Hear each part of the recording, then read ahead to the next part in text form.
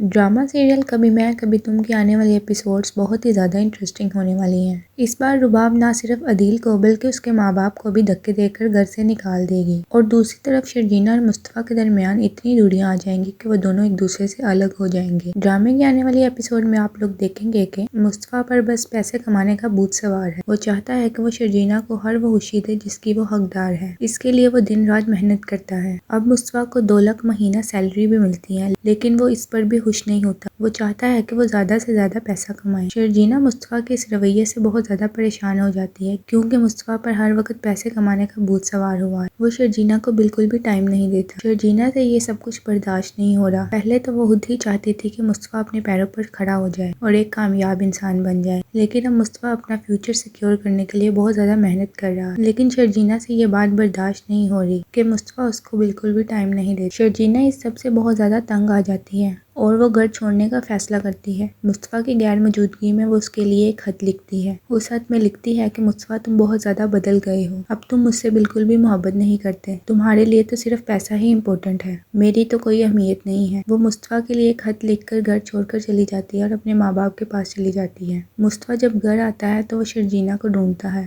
اسے وہ کہیں بھی نظر نہیں آتی۔ پھر وہ ٹیبل پر پڑا ہوا ایک خط دیکھتا ہے اور جب وہ سب کچھ پڑھتا ہے تو وہ بہت زیادہ پریشان ہو جاتا ہے۔ اور دوسری طرف رباب کا باپ اپنے مقصد میں کامیاب ہو ہی جاتا ہے۔ وہ رباب کے سامنے عدیل کی سچائی لے آتا ہے اور اسے سارے ڈاکومنٹس دکھاتا ہے جس میں عدیل نے ہیرا پھیری کی ہوتی ہے۔ پہلے تو رباب اپنے باپ کا یقین نہیں کرتی، کہتی ہے کہ عدیل یہ سب کچھ نہیں کر سکتا، لیکن رباب کا باپ کہتا ہے کہ ان ڈاکومنٹس کو دھیان سے دیکھو، عدیل نے کتنا ہی پیسہ اکٹھا کیا ہوا ہے اور تم سمجھتی تھی کہ وہ تمہارے ساتھ بہت زیادہ لویل ہے۔ میں تو ان جیسے لڑکوں کو بہت اچھے سے جانتا ہوں۔ پہلے تو اس نے تم سے پیسوں کی لالچ میں شادی کی اور اب سارا پیسہ اپنے اکاؤنٹ میں ڈال رہا ہے۔ رباب یہ سب کچھ دیکھ کر بہت زیادہ غصے میں آ جاتی، اب وہ عدیل سے اس بات کا ضرور بدلہ لے گی۔ اور ڈرامے کے آنے والی ایپیسوڈ میں آپ لوگ یہ بھی دیکھیں گے کہ عدیل اپنے ماں باپ سے جھوٹ بولتا ہے اور انہیں کہتا ہے کہ میں نے آپ کے لیے ایک فلیٹ لیا ہے، میں چاہتا ہوں کہ آپ اس فلیٹ میں شفٹ ہو جائیں تاکہ میں آپ کے پاس آسانی سے ملنے کے لیے آ سکوں۔ پہلے تو عدیل کا باپ اس بات سے انکار کر دیتا ہے کہ تم نے میرے پوچھے بغیر میرے گھر کی ڈیل کیسے کر لی، لیکن عدیل دھوکے سے ان سے گھر کے پیپرز پر سائن کروا لیتا ہے اور جب وہ انہیں گاڑی پر بٹھا کر لے کر جاتا ہے تو انہیں رباب کے گھر لے جاتا ہے۔ عدیل کی ماں کہتی ہے کہ بیٹا یہ سب کچھ کیا ہے، تم نے تو کہا تھا کہ تم نے ہمارے لیے ایک فلیٹ لیا ہے، لیکن یہ تو رباب کا گھر ہے۔ عدیل کا باپ کہتا ہے کہ میں رباب کے گھر میں کیسے رہ سکتا ہوں، رباب کے پہلے ہی ہم پر بہت زیادہ احسانات، لیکن عدیل انہیں سمجھاتا ہے کہ ایسی کوئی بات نہیں، رباب آپ لوگوں کی بہت زیادہ عزت کرتی ہے اور وہ آپ کو اس گھر میں دیکھ کر بہت زیادہ خوش ہو جائے گی۔